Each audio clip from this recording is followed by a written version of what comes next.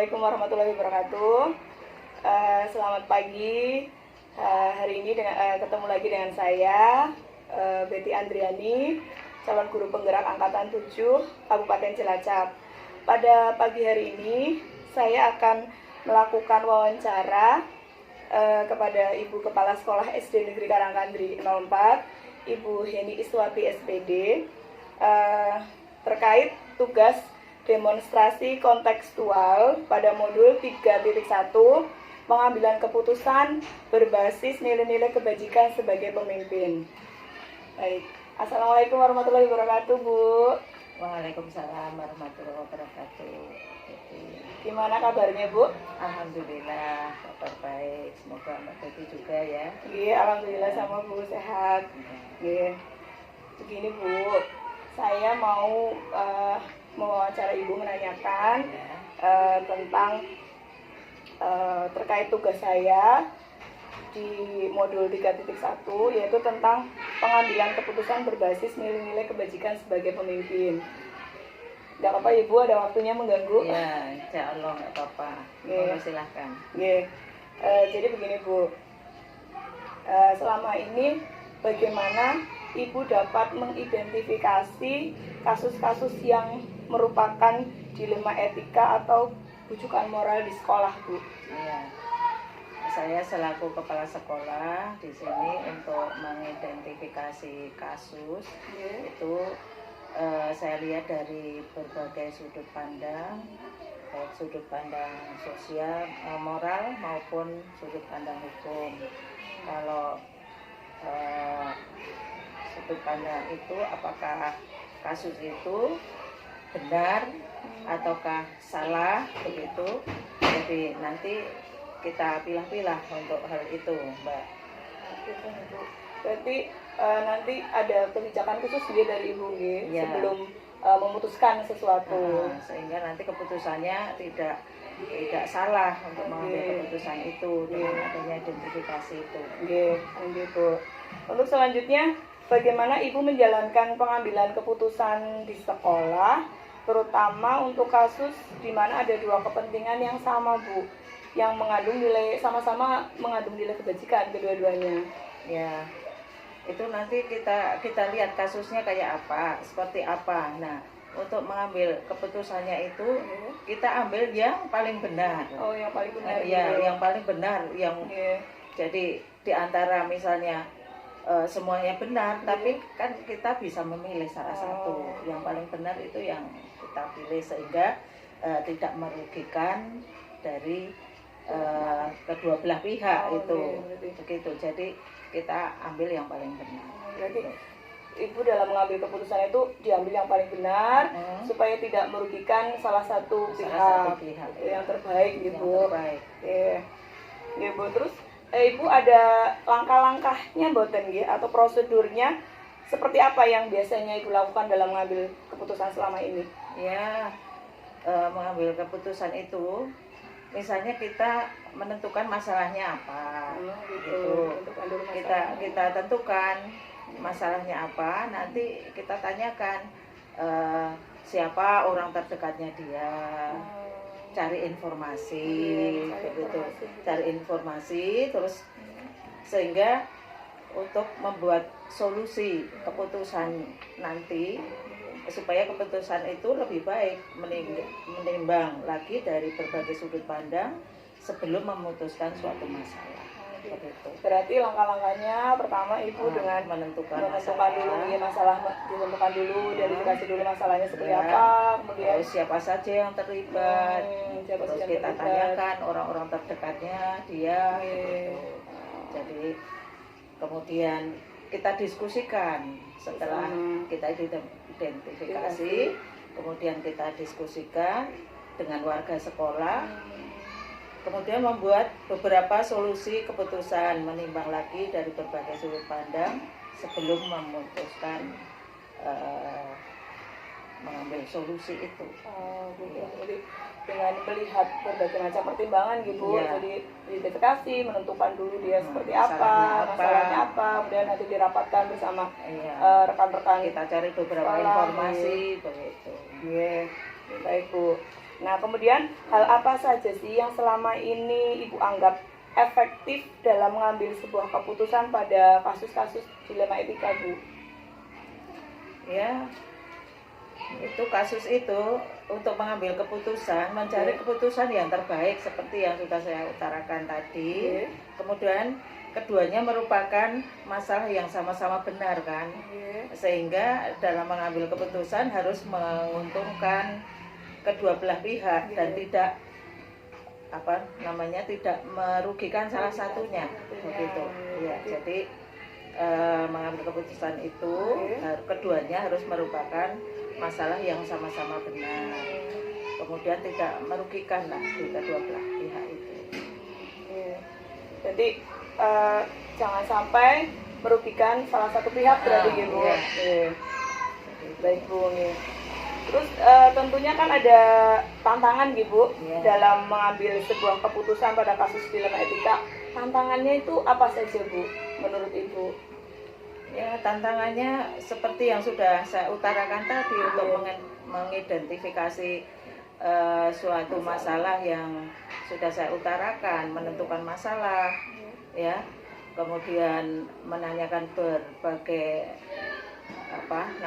teman-teman dekatnya yang terlibat siapa untuk memutuskan itu, sehingga langsung saya putuskan jika masalah itu berat saya lakukan ya tadi, apabila masalah itu berat saya lakukan seperti langkah-langkah yang tadi, sehingga tidak merugikan itu tadi.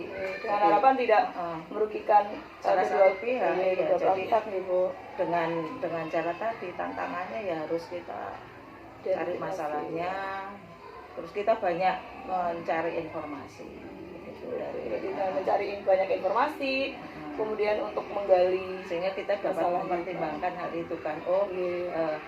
Identifikasi masalahnya seperti ini, informasinya seperti ini, kita bisa memutuskan masalah itu sehingga keduanya tidak akan merugikan.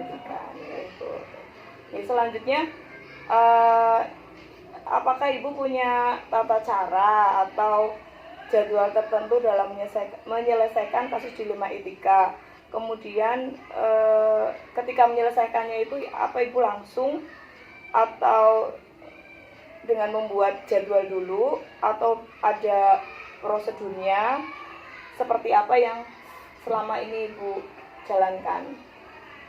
Ya, kalau untuk memutuskan masalah itu identifikasi masalah tadi yang sudah kita dapatkan, misalnya kita selalu musyawarahkan tidak hanya dengan salah satu pihak, tapi dengan wali murid, dengan rekan-rekan guru, warga sekolah, semuanya kita libatkan ya, dengan stakeholder yang ada di sekolah kita libatkan semuanya, sehingga banyak yang membantu dalam mencari alternatif solusi. Jadi terbantu Ibu karena banyaknya pihak terkait yang terlibat untuk menemukan solusi yang terbaik. Ada nggak Bu seseorang atau faktor apa yang mempermudah atau membantu Ibu dalam mengambil sebuah keputusan pada kasus dilema etika? Kalau untuk membantu untuk diri saya ya, apabila kasus itu terlalu berat sekali, apakah itu harus saya langsung memutuskan sesuatu? Kita perlu mengikuti regulasi yang ada, aturan yang ada. Tentunya karena saya punya atasan, paling tidak saya bisa berkonsultasi dengan atasan. Kalau misalnya kalau masalahnya itu bisa kita atasi sendiri dan dan itu aman-aman saja nggak masalah seperti ini. Tapi kalau sudah misalnya sudah melanggar hukum yang begitu berat begitu misalnya, nah itu harus kita konsultasikan dengan atasan. Terutama kalau saya ya pengawas dulu, nanti pengawas memberi solusi bagaimana, dan kita juga bicarakan dengan warga sekolah tentunya. Berarti Ibu pertama yang Ibu lakukan melihat dulu apakah itu masalahnya berat atau tidak Ibu, dan nanti baru kalau misalkan bisa diselesaikan sendiri dengan aman. Kalau misalkan tidak, nanti Ibu bisa berkonsultasi dengan atasan Ibu, baru kemudian dengan rekan-rekan warga sekolah. Misalnya kalau sudah misalnya ya kalau sudah urusannya dengan hukum misalnya, kalau saya kan hukum itu belum tentu apakah ini menurut hukum itu benar atau salah. Kalau saya melangkah misalnya terus lapor polisi atau bagaimana, nah, kalau bisa kita atasi dengan cara musyawarah, kenapa tidak perlu harus melibatkan penegak hukum begitu, apabila bisa diselesaikan dengan kekeluargaan misalnya. Nah kalau sudah kasusnya itu sangat berat, sudah nggak bisa diatasi, nah itu baru saya konsultasikan apa yang harus saya lakukan begitu kepada atasan. Ibu. Kemudian pertanyaan terakhir nih Bu, dari semua hal yang sudah Ibu sampaikan tadi, pembelajaran apa yang Ibu petik dari pengalaman Ibu dalam mengambil keputusan dilema etika Bu? Ya, yang saya ambil, saya petik ya dengan beberapa masalah yang kami hadapi, sehingga saya itu sebagai yang dituakan di sini tentunya untuk mengambil keputusan itu lebih bijaksana begitu, untuk mengambil solusinya seperti apa, sehingga untuk memutuskan atau menentukan solusi itu tepat sasaran.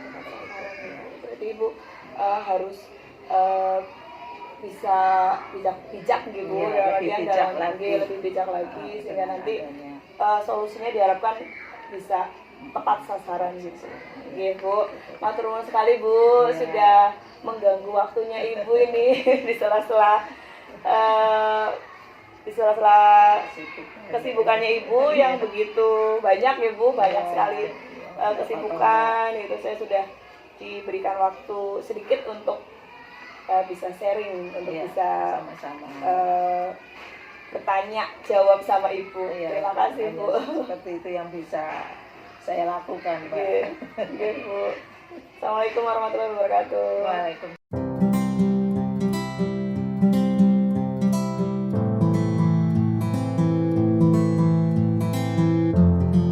Assalamualaikum warahmatullahi wabarakatuh. Perkenalkan, saya Betty Andriani SPD, calon guru penggerak Angkatan 7 Kabupaten Cilacap. Pada pagi hari ini, saya akan berbincang-bincang dengan Bapak Kepala Sekolah SD Negeri Kalisabuk 01, Bapak Aswan SPD SD. Assalamualaikum Pak. Waalaikumsalam warahmatullahi wabarakatuh. Pak, jadi gimana kabarnya Pak? Alhamdulillah baik, sehat. Alhamdulillah. Keluarga gimana Pak? Keluarga juga alhamdulillah sehat. Syukur alhamdulillah ya Pak. Bu Betty? Alhamdulillah juga sehat. Jadi gini Pak, tujuan saya kesini mau meminta waktu sebentar kepada Bapak, mau berbincang-bincang sebentar tentang tugas saya di modul 3.1, yaitu tentang pengambilan keputusan berbasis nilai-nilai kebajikan sebagai pemimpin. Siap. Iya Pak. Yang pertama, selama ini bagaimana Bapak dapat mengidentifikasi kasus-kasus yang merupakan dilema etika atau bujukan moral Pak? Dilema etika ya? Iya. Ya, saya melihat bahwa kasus dilema etika atau kasus benar lawan benar itu merupakan situasi yang terjadi ketika harus memilih dan memutuskan antara dua pilihan, di mana kedua pilihan itu benar secara moral tetapi bertentangan. Sedangkan bujukan moral benar lawan salah, yaitu situasi keadaan ketika harus mengambil keputusan antara benar dan salah. Berarti itu merupakan definisinya ya, berarti dari kasus itu. Berarti dengan mengidentifikasi dulu ya Pak. Ya, nanti dalam langkah-langkahnya kita mengidentifikasi. Gitu. Yang kedua Pak, bagaimana Bapak menjelaskan pengambilan keputusan di sekolah terutama untuk kasus-kasus di mana ada dua kepentingan yang sama-sama mengandung nilai kebajikan Pak? Pengambilan keputusan. Ya, untuk pengambilan keputusan sebelum keputusan diambil dalam kasus dilema etika, terlebih dahulu dilakukan pengumpulan data yang terjadi. Siapa-siapa yang terlibat, kemudian menganalisis benar salahnya, membuat alternatif solusi, kemudian membuat keputusan, dan lihat lagi keputusan yang kita jadikan atau yang kita putuskan, yang maka kita refleksi gitu. Direfleksi, melihat lagi berarti direfleksi. Ya, berarti dengan tadi salah satunya dengan mencari data dulu gitu Pak, kemudian mengumpulkan data, ya, terus kemudian menganalisis masalahnya, dianalisis, kemudian membuat alternatif solusinya. Alternatif solusi, kemudian nanti direfleksi kembali sebelum diputuskan menjadi sebuah keputusan gitu. Setelah membuat keputusan direfleksi dulu, direfleksi lagi begitu. Direfleksi istilahnya, direfleksi itu ya diulang. Iya, direnungkan lagi keputusan itu sudah benar. Kemudian langkah-langkahnya atau prosedur seperti apa yang biasa Bapak lakukan selama ini ketika mengambil keputusan atau menemui sebuah permasalahan dilema etika tersebut Pak? Ya. Langkah-langkah yang kami lakukan itu mengumpulkan fakta yang terjadi, menentukan siapa yang terlibat, kemudian menganalisis benar salahnya, ya, seperti tadi juga membuat alternatif solusi, membuat keputusan yang dan dilihat lagi keputusannya, sama direfleksi, sama. Jadi seperti tadi, semua keputusan yang sudah diambil kita perlu refleksi, kita renungkan apakah keputusannya sudah tepat apa belum. Jadi hampir sama dengan yang nomor 2 tadi ya Pak. Jadi pertama itu mengumpulkan data-data dulu, kemudian mencari solusi yang terbaik, kemudian mencari solusi, baru membuat keputusan. Kemudian direfleksi lagi Pak. Ya, keputusan yang sudah menjadi keputusan tetap kita refleksi lagi. Ya Pak. Kemudian yang keempat Pak, hal-hal apa yang selama ini Bapak anggap efektif dalam mengambil keputusan pada kasus dilema etika Pak? Hal yang efektif dalam pengambilan keputusan ya. Nah, hal-hal yang efektif dalam mengambil keputusan kasus dilema etika adalah dengan menelaah siapa-siapa yang terlibat, terus sifatnya urgent atau tidak, ya, jadi mendesak atau tidaknya gitu. Kasus dilema etika tersebut dan pengambilan alternatif solusinya. Ya, berarti dengan cara tadi mengambil yang menurut Bapak itu yang efektif itu berarti dengan mengambil keputusan ya. Jadi mengambil tetap menelaah, ditelaah dulu ya, berarti ya Pak. Dulu siapa yang terlibat, sifatnya urgent atau tidak, penting atau tidak. Ya, baik Pak. Kemudian yang kelima, hal-hal apa saja yang selama ini merupakan tantangan Pak dalam pengambilan keputusan pada kasus-kasus dilema etika Pak, yang merupakan tantangannya dalam menangani kasus-kasus untuk pengambilan keputusan dilema etika ya. Ya, tantangannya dalam pengambilan keputusan kasus dilema etika ya, masalah tersebut mempunyai nilai yang sama ya, nilai yang sama-sama penting, tetapi harus ada yang didahulukan. Ya, juga adanya atasan langsung yang terlibat, serta adanya peraturan-peraturan yang harus dipatuhi atau dipenuhi. Dan jika kalah penting, adanya nilai rasa yang harus diutamakan. Jadi ada nilai rasa yang kita utamakan dulu. Berarti pertama dengan mengutamakan nilai rasa dulu, Ya. kemudian terkait dengan peraturan, kemudian adanya atasan-atasan gitu ya Pak. Ya, Jadi sebelum jadi melibatkan atasan. melibatkan atasannya Bapak ya berarti. Nah, kemudian yang keenam Pak, apakah Bapak memiliki tata cara atau jadwal tertentu dalam menyelesaikan kasus dilema etika? Apakah Bapak langsung menyelesaikan di tempat atau memilih sebuah jadwal untuk menyelesaikannya, dan bentuk atau prosedurnya seperti apa yang Bapak jalankan? Nah, dalam pengambilan keputusan dilema etika itu tidak mempunyai jadwal khusus. Oh, nggak punya jadwal Ya, khusus ya tidak Pak? punya jadwal khusus. Yeah. Tetapi ada tata kelola dengan menganalisa, mempertimbangkan, kemudian memusyawarahkan kasus dilema etika secara formal. Secara formal.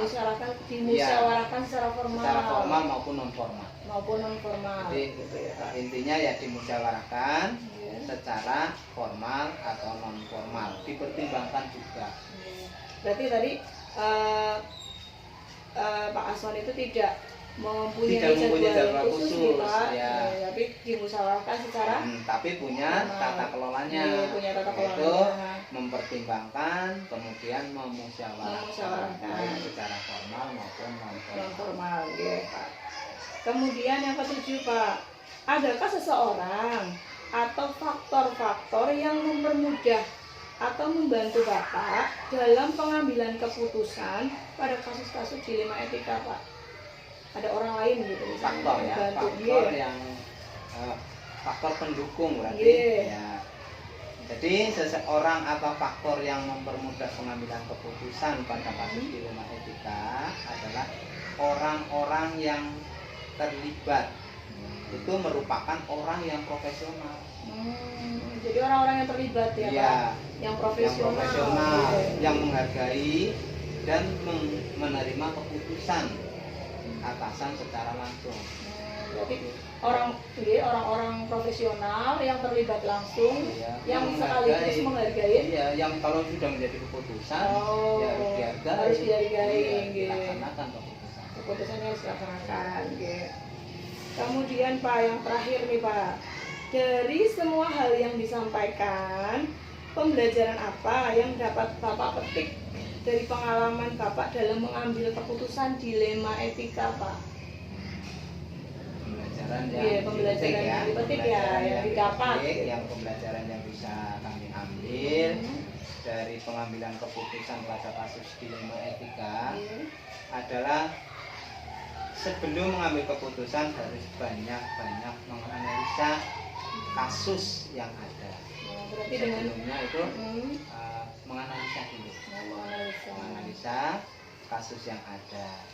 Terus juga banyak-banyak pertimbangannya. Jadi, dengan pertimbangan-pertimbangan yang banyak yang menjadi pertimbangan itu, kemudian setiap keputusan pasti tidak mungkin membuat puas semua pihak yang terlibat. Pasti ada pihak yang tidak terpuaskan. Semua orang yang terlibat pada pengambilan keputusan harus siap menerima. Kalau sudah menjadi keputusan, harus menerima dan melaksanakan. Jadi tadi yang pertama pembelajaran yang dapat petik yaitu dengan cara apa tadi Pak?